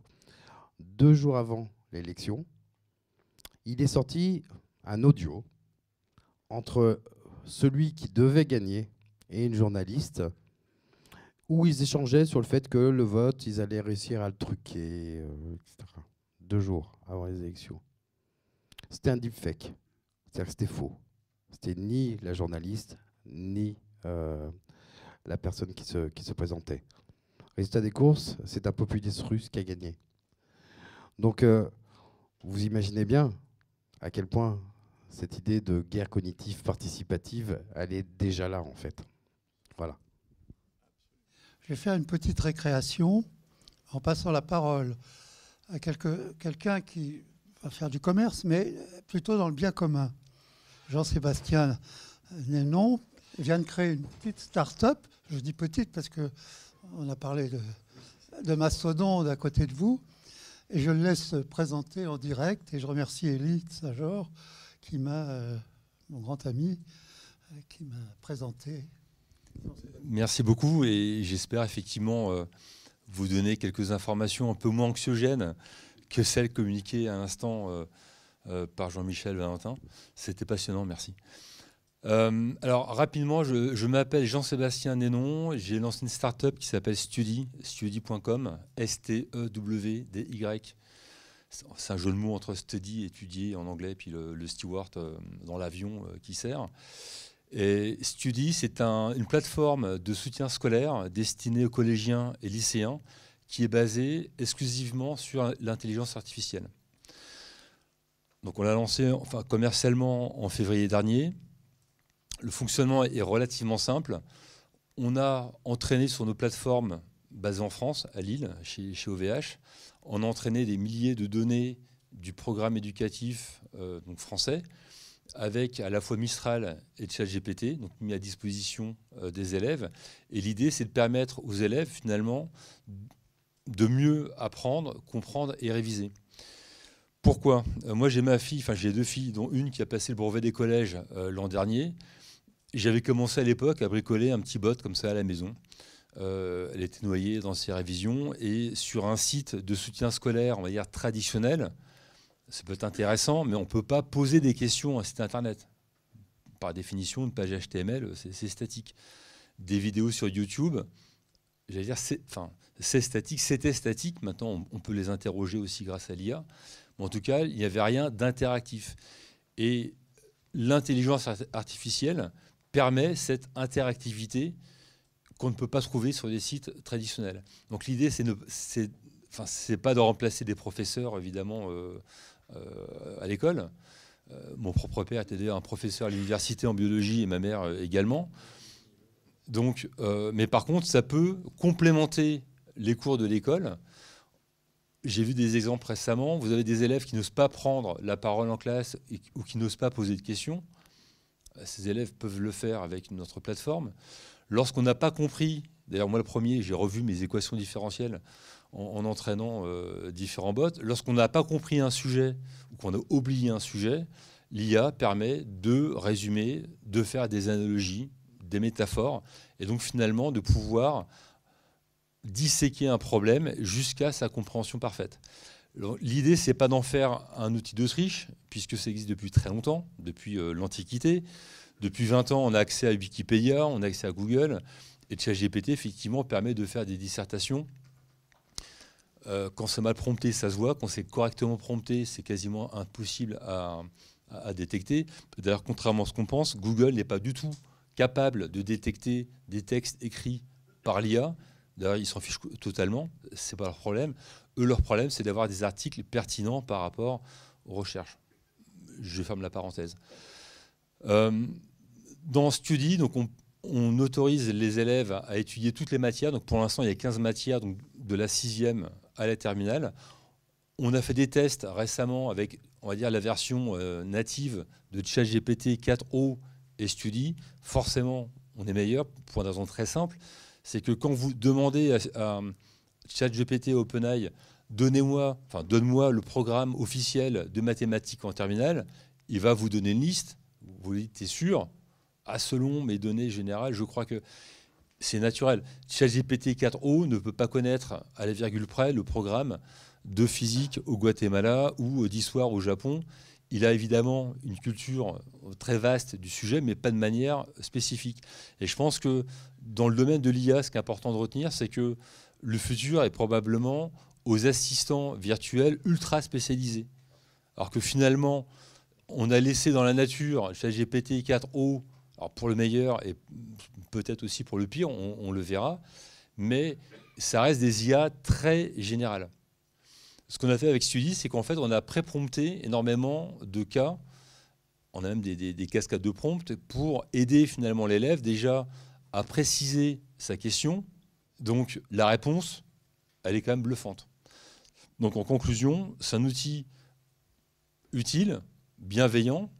Il y a beaucoup d'élèves qui n'osent pas poser des questions à leurs professeurs ou à leurs parents et ils peuvent trouver la réponse dans des IA bienveillantes et structurées pour leur apprentissage académique. Merci. Pardon pour la longueur. Alors, je vais passer la parole à Laurent Dupuis. Qu'est-ce que t'inspire, toi qui essaye de réfléchir sur l'éducation et plutôt d'autres modes d'éducation? Merci Eric, bonsoir à tous. Donc Laurent Dupuis de la Fondation Potentiel et Talent. Je voulais effectivement, tu as des liens à faire avec l'éthique. C'est vrai que j'avais envie d'entendre parler des dilemmes moraux, puisqu'effectivement, même dans les voitures automatiques, à partir du moment où on confie les décisions à une machine, ça pose des dilemmes moraux et on entraîne les machines à dire est-ce que je préfère écraser une maman avec un bébé plutôt qu'un papy, la maman traverse hors des clous mais le papy traverse dans les clous, qui j'écrase. Donc ça pose plein de questions et ça pose des questions dans les armes automatiques aussi parce que vous l'avez dit, pour le moment il y a des opérateurs, peut-être qu'on va rentrer dans une ère où il n'y aura plus d'opérateurs. Concernant la médecine, j'avais envie de faire un lien aussi avec la médecine qui permet d'individualiser de plus en plus les traitements. Et je me disais, effectivement, et peut-être ça va dans le sens de ce que vous êtes votre exposé, monsieur, que l'intelligence artificielle peut être une opportunité extraordinaire pour individualiser là aussi la relation pédagogique, non pas pour mettre l'humain et le professeur de côté, mais bien au contraire pour le renforcer, le temps qu'il peut avoir, dont il peut disposer pour effectivement suivre individuellement ses élèves. Et je pense qu'il y a beaucoup de choses dans ce domaine. Et je pense qu'on aurait intérêt à réfléchir effectivement sur l'importance de la qualité de la relation pédagogique, donc une relation humaine.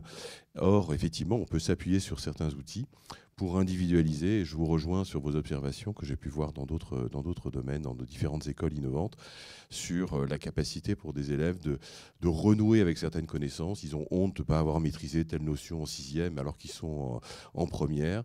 Et quelquefois, la machine permet, par sa bienveillance, entre guillemets, sa neutralité en tout cas, de revenir sur certains sujets.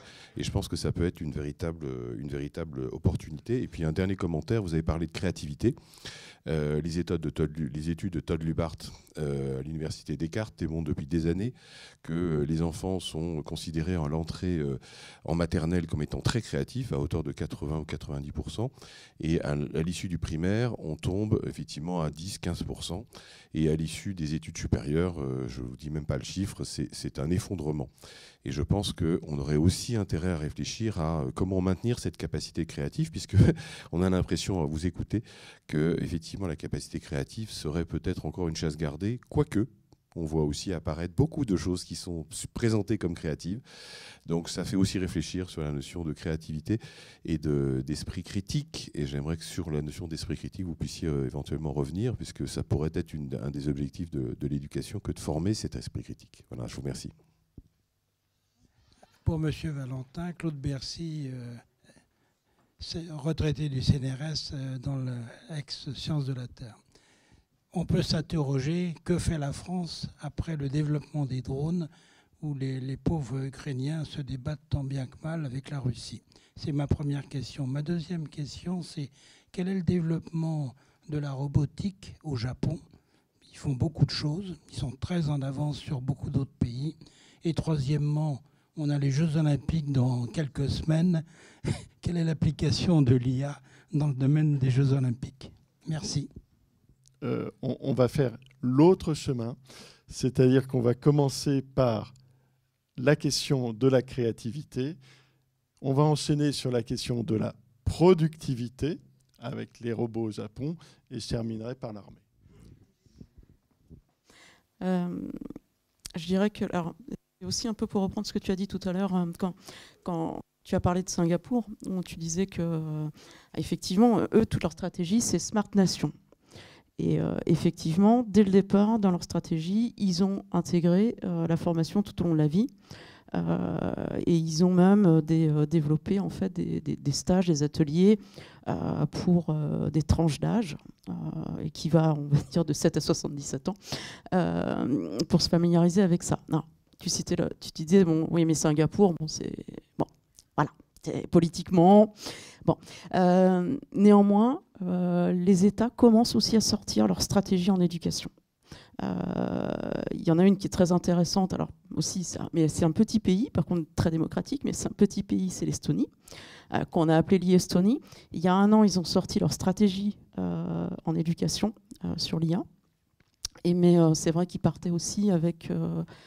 moi, j'ai fait un stage d'une semaine, il y a quelques années de ça, dans un lycée en Estonie. Ils étaient déjà très en avance par rapport à ce que je pouvais observer en France.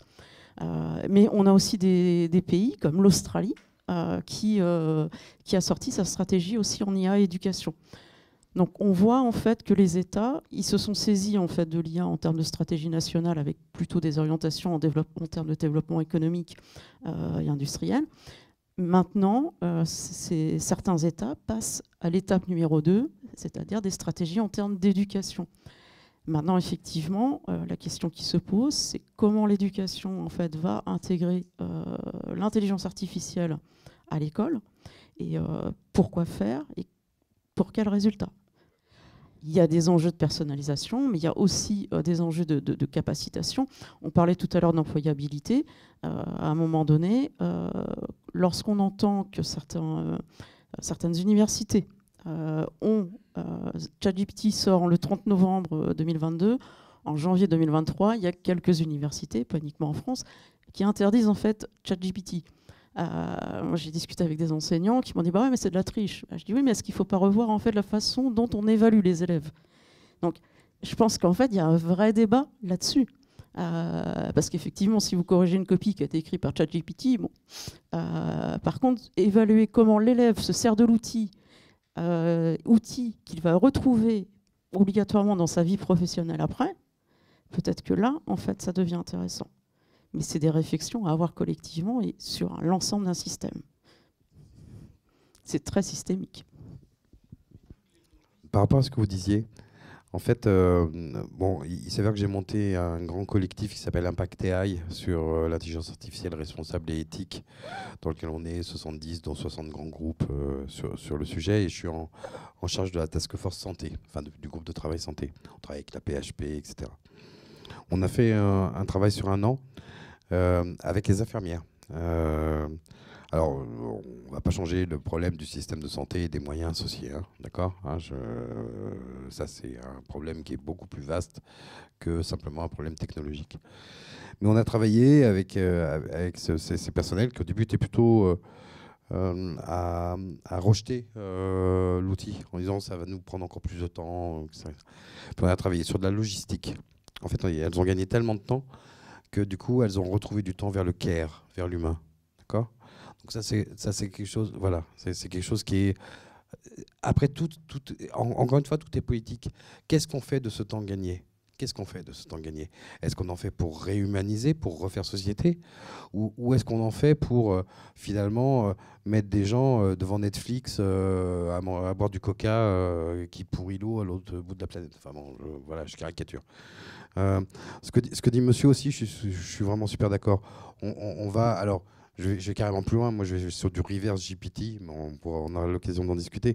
Mais de plus en plus, on va effectivement avoir des agents intelligents qui vont être spécialisés et qui vont permettre d'aider à travailler. Et encore une fois, gagner du temps. Et ce temps-là, c'est du temps qui peut être du temps vers le commun, vers l'autre, vers rencontrer l'autre dans sa différence, ce qu'on a perdu dans nos sociétés. Voilà. Et par rapport à la question de la créativité, Et après, je parlerai des robots quand même. Pour la question de la créativité, François Tadei, il a écrit un super bouquin sur les bébés chercheurs. Petits, on est tous chercheurs. Et encore une fois, à partir du moment où on reprend, et je sais que c'est travaillé au niveau de l'éducation nationale depuis longtemps, les logiques de pédagogie inversée, les logiques à la Piaget, les logiques... Enfin bon, tout ça est encore vraiment travaillé de manière sérieuse au niveau de l'éducation nationale. Bah, c'est vrai que ces outils-là, ils permettent peut-être cette singularité dont vous parlez. Et autant il faut un corpus, c'est la République, c'est la laïcité, c'est le corpus commun de savoir, autant il y a une part possible à la singularité. Et ce qui est à préserver, c'est cette fameuse singularité. Et pour l'instant, ils n'ont pas le temps. Ils n'ont pas le temps. Donc il faut trouver les moyens. Alors il n'y a pas que la techno, hein, encore une fois, hein, mais il faut trouver les moyens pour que de nouveau il y ait ce temps qui permette la singularité. Voilà. En tout cas, c'est mon point de vue. Quant à la question des robots, la Chine, elle est largement au niveau, voire mieux que les États-Unis, parce que il y a une vraie différence. Aux États-Unis, vous avez des décisions privées qui vont lancer des grandes usines de robotique et qui vont déployer et qui ont une force de frappe de marché, etc. Aux États-Unis, c'est une décision politique. À partir du moment où en Chine, pardon. À partir du moment où c'est décidé d'en haut et que ça descend, ça déploie. Et moi, j'ai vu des images d'usines de robots humanoïdes, mais juste, c'est hallucinant. OpenAI peut faire toutes les démos qu'il veut avec son robot qui lave des assiettes, etc. En attendant, derrière, ça déploie et on est quasiment sur des humanoïdes. Donc il y a une vitesse robotique de la Chine. C'est pour ça que quand Emmanuel Macron a dit « il nous faut aujourd'hui passer à l'étape supérieure et arrêter de penser qu'on sera toujours en paix », et donc il faut une alliance entre IA et robotique des acteurs européens, bien entendu qu'il faut le faire. Voilà. Merci. Et d'ailleurs, quand on parle d'éthique, par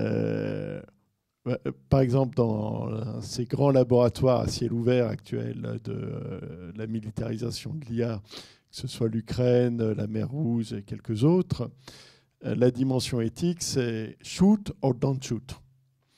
Hein, c'est on tire ou on tire pas. Mais ça veut dire qu'on tire ou on tire pas. C'est que en 2022, les intelligences artificielles prêtées, louées, données par les Américains aux Ukrainiens, elles voyaient un objet, elles ne savaient pas si c'était un char russe ou non. On tire ou on tire pas. On ne sait pas ce qu'on voit. Bon, maintenant, elles arrivent à se dire, c'est un char russe, on tire. Les Russes, c'est pareil. Hein, bon. Et ce que disaient Thierry et Nathalie me faisait penser à deux articles que j'ai lus aujourd'hui dans le Figaro. Il y a un article qui dit que le gouvernement allemand libère de grosses sommes d'argent pour commander une troupe de robots de combat à une entreprise qui s'appelle ARX Logistics. Je parle de l'armée allemande. Hein. Je ne parle pas des Américains, des Russes, des Coréens, des Iraniens. Bon. Dans le même temps, le gouvernement allemand est en train de se demander comment on pourrait mettre au point un service national volontaire. Parce qu'ils ont besoin de faire remonter les effectifs de leur armée. Et donc, comme l'évoquait Thierry, il faut arrêter de penser qu'on sera en paix pour toujours. Et en fait, la question de l'intelligence artificielle, que ce soit sous l'angle de l'éducation et de la formation, que ce soit sous l'angle de sa domestication et de la productivité ou sous l'angle militaire, en fait, à chaque fois, ce sont des dimensions différentes d'une même question qui est celle de la puissance. L'intelligence artificielle est intimement liée à la question de la puissance au XXIe siècle. On a accès à l'IA, on a accès à la puissance, on n'y a pas accès, il faut trouver d'autres voies et moyens. D'accord ? Et vous évoquiez tout à l'heure la question des JO. Bon, la question des JO, c'est très intéressant parce que le gouvernement a décidé d'installer des systèmes de reconnaissance faciale, c'est-à-dire du traitement de la donnée par intelligence artificielle des visages. Ce qui est le principe du crédit social en Chine, ce qui est aussi le cas d'une start-up qui n'est plus une start-up, qui est américaine en Ukraine, qui a un système de reconnaissance faciale pour identifier les soldats russes. C'est intéressant. Mais est-ce que ces systèmes de reconnaissance faciale qui sont installés à Paris pour les JO, est-ce qu'ils sont parfaitement étanches face à tous les smartphones que tout le monde va balader, avec tous les logiciels téléchargés par les réseaux sociaux, qui ne sont pas tous mis au point par des boîtes françaises, je me permets de le rappeler.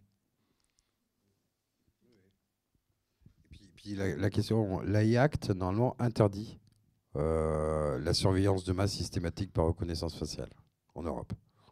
Bon, on est déjà planté. Hein. Parce que pour les JO, ça va être mis en place. Et puis l'histoire, elle dit quand même qu'à partir du moment où une techno elle est mise en place, elle est rarement retirée. Enfin, j'ai peu d'exemples dans ma mémoire ou dans ce que j'ai lu d'une techno qui a été retirée une fois qu'elle a été mise. En Angleterre, c'est déjà validé. Ça existe partout. La question du crédit social qu'on a tant critiqué avec la Chine, ben, typiquement, en Angleterre, si vous jetez des déchets, votre paquet de clopes, je sais pas, dans la rue, etc., ben, vous êtes chopé. Parce qu'il y a des systèmes de reconnaissance faciale, c'est Vodafone UK qui est derrière ça. Et c'est accepté par les populations. Donc il y a un moment où il faut se poser les questions de l'empathie et des éthiques réciproques des pays des uns et des autres. Enfin ça, c'est un autre débat. Mais c'est un débat très proche, hein, parce que tout ça dialogue. Tout ça dialogue. D'autres questions peut-être ? Madame, moi je suis président sur un territoire, Vallée-Sud-Grand Paris, de tout ce qui est emploi. Et donc on se pose la question, qu'est-ce qu'on peut utiliser, qu'est-ce qu'on peut faire ? Monsieur est une des données parce que moi je souhaite, comme vous l'avez dit, que le plus de jeunes possible, et surtout les jeunes en difficulté, aient accès à un certain nombre de services IA, mais aussi sachent ce que c'est, comment on s'en sert. Parce que qu'est-ce que je vois poindre à l'horizon, c'est que dans un certain nombre de milieux sociaux, on va faire une formation là-dessus. Et puis à côté, j'entends des gens, oh oui, mais l'IA, c'est rien. Alors nous, notre but, c'est au contraire d'initier le plus possible. Alors je voudrais citer aussi une start-up, un peu comme celle de monsieur, mais différente, qui aide les jeunes à répondre à un entretien professionnel, en lui disant comment il se positionne, les mots qu'il a oubliés, équipe, etc. Il faut qu'on regarde bien sûr tout ça, ce n'est pas la solution absolue, mais il y a beaucoup de petites choses comme ça. Par exemple, dans l'école de la deuxième chance, où il y a des jeunes qui ont beaucoup échoué, on essaye. Pourquoi j'ai demandé à monsieur Nénon de venir ? C'est parce qu'on est en train de regarder ça. On est au début. Et je suis à des conseils d'administration de lycées, etc., publics et privés. Moi, j'ai posé la question il y a quelques mois, et pourquoi il n'y aurait pas une petite équipe d'enseignants qui regardent un peu, qui réfléchissent ? Moi, je dis souvent, est-ce qu'on peut réfléchir ? On m'a dit, oh, ouais, oh, bon, on verra. Bon, je pense que ça va se développer, j'en suis certain. Petite réaction, comme je suis aussi élu, je suis allé à l'Association des maires d'Île-de-France. J'ai tout vu, rien. Absolument rien sur l'IA, sur la façon de voir un certain nombre de procédures. Je pense que l'an prochain, il y aura des choses. Mais comme vous l'avez dit, je crois qu'il faut qu'on se réveille là-dessus et qu'on regarde, qu'on se pose des questions et qu'on essaye de trouver la moins mauvaise chose à appliquer. Une dernière question. Merci beaucoup. C'est toujours bien une fille de temps en temps au micro. Bonjour, Virginie Durin, je représente les parents d'élèves au Bureau national de l'Appel. Je voulais vous dire que j'avais une amie qui était à la Sorbonne où il travaille sur les nouvelles évaluations des élèves face à l'IA, avec l'IA, contre l'IA, on ne sait pas. En tout cas, ça travaille. Il y a des gens qui se posent des vraies questions. C'est pas que tout le monde s'en fiche. Je voulais vous poser la question du parent d'élève innocent que je suis et qui est... alors qu'est-ce qu'on fait, nous les parents ? On encourage nos enfants, on leur paye la dernière IA sympa avec les codes du bureau, ou on leur interdit l'IA et on leur dit « il faut que vous sachiez travailler par vous-même ». Qu'est-ce qu'on fait, nous les parents? On ferme les yeux et on les laisse faire ce qu'ils veulent. Qu'est-ce qu'on fait? Moi, je pense qu'en tant que parent, peut-être que la chose la plus importante, c'est de travailler leur esprit critique. C'est-à-dire, parce que, alors, interdire, on sait bien, hein, sur des ados en construction, plus vous interdisez, plus ils vont. Et on est tous passés par là. Hein, parce qu'avant d'être parent, on a été enfant. Donc, voilà, plus on interdit, plus de toute façon, ils y vont. Laisser faire, ouais. Moi, la main invisible après qui régule, je ne l'ai jamais vue. Mais bon. Par contre, effectivement, être à leur côté et aiguiser en fait leur sens critique en leur demandant pourquoi tu le fais, qu'est-ce que tu en penses, regarde le résultat, eh bien, me semble, moi, être une bonne voie en tant que parent pour accompagner en fait leurs usages. Mais interdire, ça, j'y crois pas. Juste pour compléter, parce que je suis super d'accord. Bon, déjà, commencer par arrêter de projeter nos propres névroses sur leur usage. Ça serait déjà pas mal. Hein, parce que nous avons un usage des technologies, ils en ont un autre. Et on a tendance à projeter notre propre usage sur eux. Ensuite, sur la question des temps d'écran, il y a bon temps d'écran et mauvais temps d'écran. Typiquement, si c'est toute la journée sur TikTok ou sur des jeux mobiles pervasifs, ce qu'on appelle, avec des algorithmes de recommandation, etc., là, pour le coup, c'est dangereux, c'est dépressogène, etc. Après 11h du soir, on sait tous les problèmes de sommeil que ça peut avoir, etc. Mais là où je vous rejoins vraiment, c'est accompagner et s'impliquer avec eux, faire avec. Et par contre, quand il n'y a pas d'écran, il n'y a pas d'écran. C'est des éléments, en tout cas, auxquels je pense. C'est de toute façon une réponse sympathique. Donc, mille merci, mais je laisse Jean-Michel clôturer. Non, c'est Nathalie, Thierry et Jean-Michel qui clôturent ensemble. D'abord, un très grand merci à vous deux d'avoir été ici ce soir. Et par ailleurs, on ne va pas conclure sur l'intelligence artificielle, on n'a pas arrêté de dire que ça déferle à toute vitesse. Hein. Mais en fait, la conclusion, elle m'est inspirée par la remarque de Madame, qui disait, en citant un de ses collègues à la Sorbonne, mais alors, on doit corriger les copies des élèves. Alors, avec l'IA, par l'IA, face à l'IA, on n'en sait rien. Hein, parce qu'en en fait, de quoi est-ce qu'on parle? D'éducation à l'intelligence artificielle, d'éducation avec l'intelligence artificielle, etc., etc., de production, de politique. Mais qu'est-ce qu'on veut dire en fait? On veut dire que c'est partout. Ça infuse, ça imprègne. C'en est au point que certains chercheurs en géopolitique ne cherchent même plus à dire intelligence artificielle et puissance, disent puissance IA, de façon à exprimer la façon dont cette technologie diffuse, infuse, imprègne tout de façon exponentielle. Et qu'il faut se dépêcher d'y réfléchir tout en se formant.